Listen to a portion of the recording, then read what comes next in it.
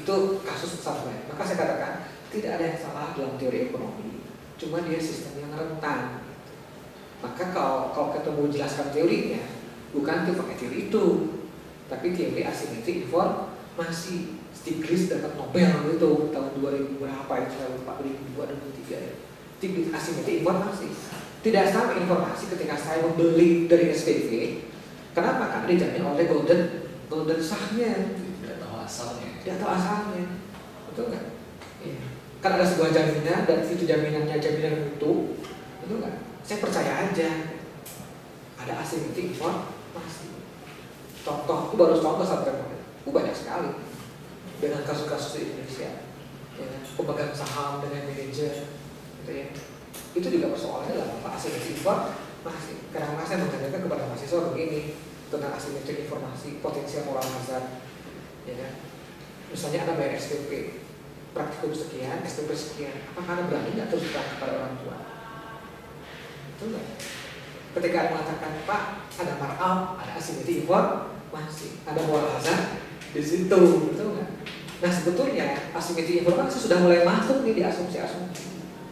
Ya. Maka asumsinya sebetulnya adalah capital market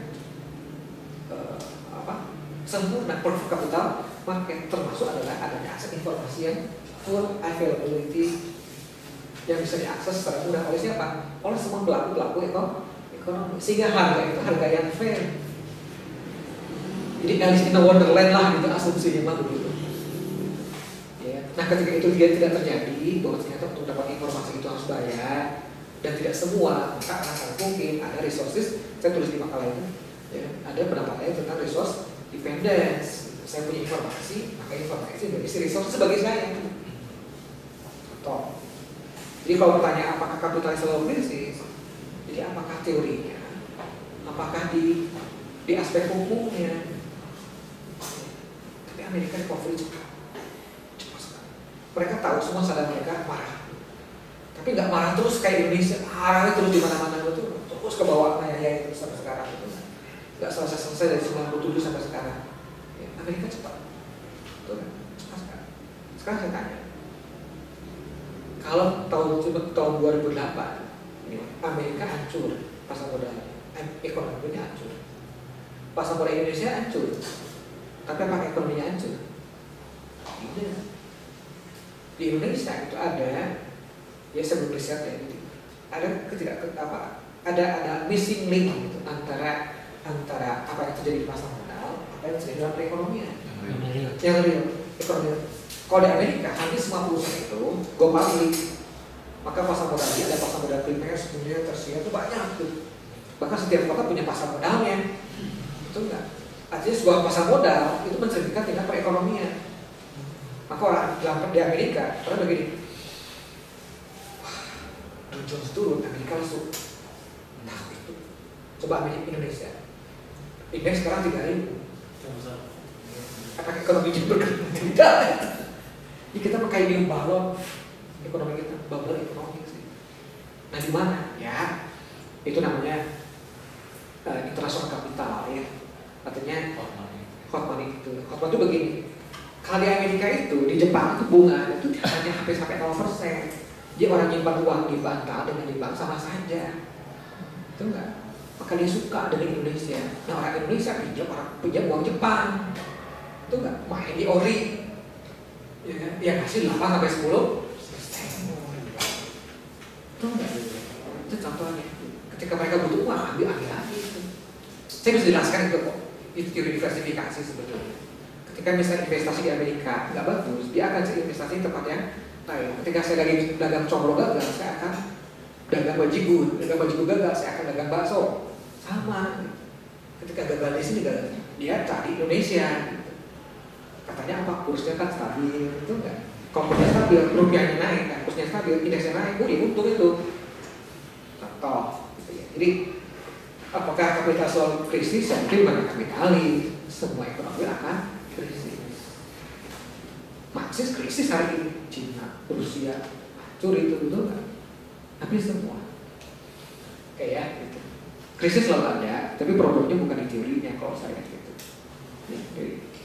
Jadi kemudian Ya itulah kadang-kadang kayak antivirus ya, virus duluan baru antivirusnya belakangan.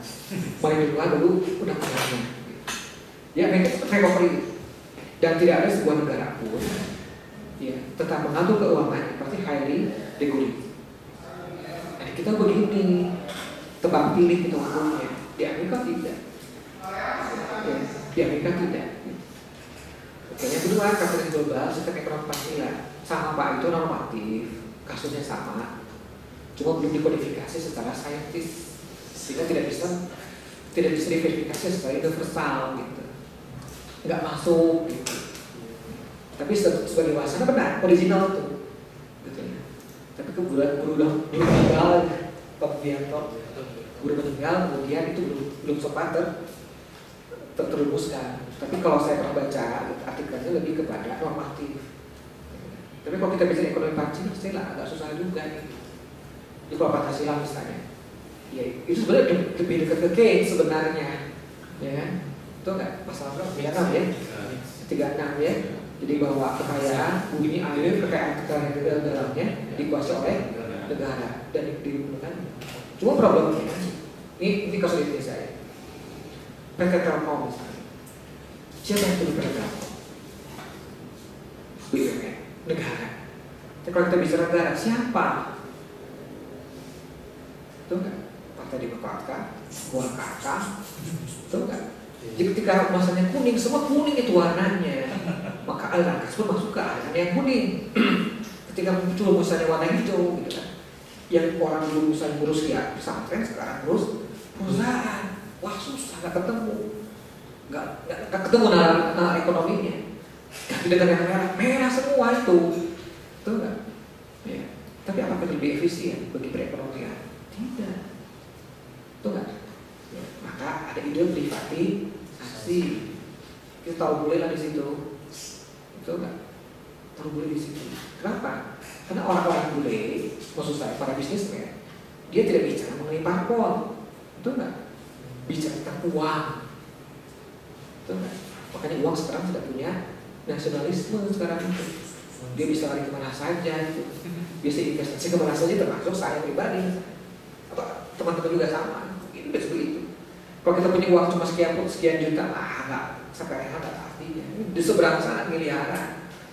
Ya, ketika bunga sekian persen saja, udah signifikan berapa ruginya itu. Oke, kembali ke sini misalnya. Gimana nih ekonomi Pancasila? Ini baru tata normatif Pak. Tapi kalau saya menjujur sebetulnya kan lebih kepada bridging antara apa ya? Mix sebenarnya. Keynesian sebetulnya. Keynesian kayak gitu. Ya, Keynesian. Lebih ke situ. Makanya sangat mungkin diserang oleh kaum kapitalis. Karena kapitalis begini loh. Dia punya uang, dia punya skill. Ya, misalnya di Kalimantan atau di Laut Jawa ada sumber minyak, apakah orang-orang kita bisa menggalinya?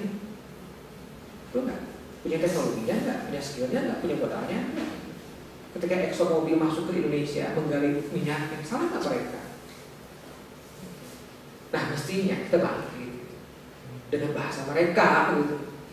Itu enggak. Jadi nggak ExxonMobil di sini, gitu. Pertamina di sana, gitu. Di Alaska kalau mau kan. Betul nggak? Gitu dong harusnya. Karena saya ngobrol sama mahasiswa. Kenapa coba misalnya kalau ada nonton F1 ada Marlboro di situ, kenapa nggak Jarum gitu kan ya? Jarum Super, Petrol aja bisa, masa Pertamina nggak bisa? Barang mereka udah bekerja sama kita. Apa masalahnya? Oh banyak ceritanya Pak. Ya, jadi maksud saya kembali ke tadi. Ya kita melulu disita dengan masalah teori bunga itu sama riba atau tidak. Padahal banyak aspek ekonomi yang lain yang butuh perhatian. Yang jauh lebih dahsyat sebetulnya masalah asimetri investasi. Saya bisa mengatakan di situ itu sama dengan syariah. Apa coba? Sempurnakan takaran dan timbangan. Ya kan? Oh, zaman Nabi ini saya harga apa nih? Dadar. Saya tahu harganya berapa karena membuatnya gitu. Oh, saya membuat dadar gulung ini misalnya Rp1.000, terserah Anda ngasih lala saya berapa. Betul kan? Tidak ada asimetri informasi. Tapi sangat mungkin terjadi asimetri ketika Bapak ke BIC beli handphone second. Itu terjadi asimetri informasi. Betul nggak? Tidak menyempurnakan takaran dan timbangan. Apakah itu ekonomi? Ekonomi itu. Dan saya gagal merumuskan, justru Stiglitz yang bisa merumuskan itu. Gitu. Maka muncul kemudian wacana good corporate governance. Tapi kan itu di tataran hukum, bukan di tataran ekonomi. Sekarang saya pakai logika akuntansi saja. Kalau kita bicara akuntansi, ya, keuangan, debit kredit, ini zaman Umar. Ini sumber dana sebagai pasifa, ya. Kemudian alokasi sebagai aktiva. Sumber dana bisa dari utang, debt, sumber dana bisa dari ekuitas. Kemudian investasi dalam aset, istilahnya ada fixed. Dan itu harus balance itu. Itu enggak? Kalau tidak balance, berarti ada korupsi di situ, ada kebocoran. Itu enggak? Maka orang-orang akuntansi itu akan mencatat itu debitnya berapa, kreditnya berapa, pasti akan sama. Luar biasa itu sumbangan dari pembayaran kapal itu awalnya. Nah, kemudian kita bisa income statement. Kalau Anda mengatakan kapital itu hal yang buruk, income statement saya punya aset, kemudian saya punya ada produk kan yang dihasilkan itu kan, ada produk sejumlah Q, ya, kemudian saya jual dengan harga P kali Q sebagai sales. Betul? Kemudian untuk bisa mengelola produk itu, maka ada upah yang harus saya bayar, ya, ada bahan baku yang saya pakai, listrik, air, telepon yang harus saya bayar. Yang di akuntansi namanya akuntansi biaya Pak. Ya, menghitung harga pokok produk, kita kurangkan ketemu namanya gross. Ya. Kemudian di sini ada cost. Ada cost misalnya biaya administrasi termasuk entertainment cost di Indonesia tuh lebih mahal daripada ini. Coba tanya deh, kalau mau jujur depan kalian pusing. Kenapa? Biaya ini lebih besar daripada biaya ini. Ketika SBY datang ke Bandung, apakah gedung santai yang bayar? Enggak itu, belum tentu. Dia pasti telepon PT Inti, dia bisa telepon PT yang ada di situ. Itu enggak, ini SBY mau datang nih. SBY-nya mungkin sederhana ya, SBY sama Intinya. Tapi kan pasukannya itu enggak mahal itu. Siapa tidak mahal? Ada kok. Ya. Kemudian di sini ketemu earning before interest kan? Interest ada berutang, bayar kewajiban. Tuh.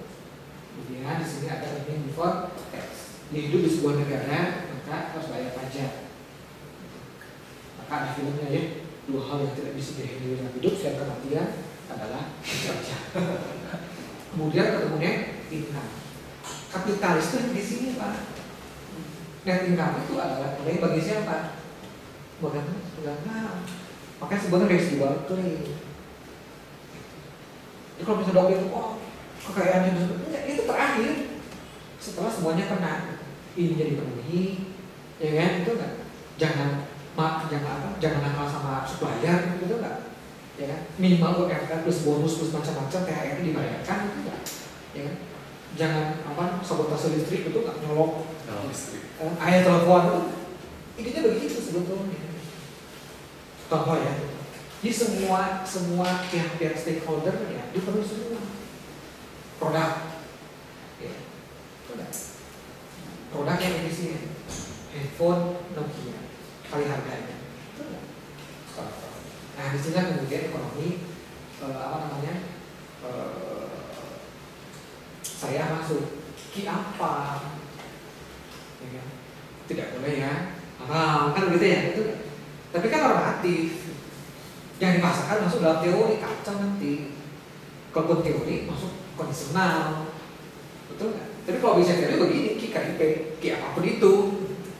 Kemudian masalah harga, kita bicara tentang hukum supaya demand, betul nggak? Ketika saya memutuskan Q-nya, saya akan melihat elastisitas di sana.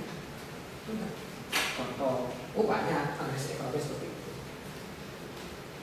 Nah itu objektifnya begini Pak, apakah itu sesuai saya atau tidak? Biasanya sebenarnya teman-teman kalau bisa objektif saya aja kok. Nah ini semua harus nah persoalannya kemudian ada asimetrik informasi. Artinya apa? Siapa yang tahu alur ini semua di perusahaan? Hanya para manajer, pemegang saham baru nggak tahu. Padahal siapa? dia yang memiliki perusahaan itu.